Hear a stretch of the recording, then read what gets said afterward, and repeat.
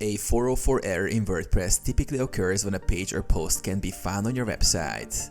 This usually happens due to broken links, missing pages, or incorrect URL settings. Here's how to fix a 404 error on your WordPress website.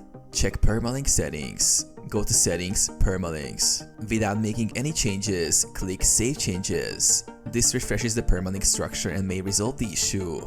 Clear browser cache and revisit. Sometimes the 404 error can be caused by a cached version of the page in your browser. Clear your browser cache and reload the page.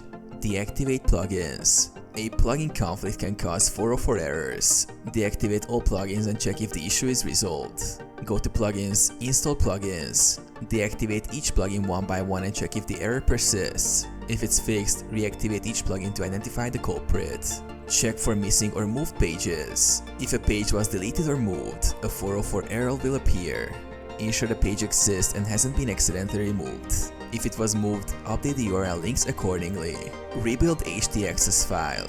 Go to Settings, Permalinks. Save the settings again to regenerate the htaccess file, which may use URL routing issues.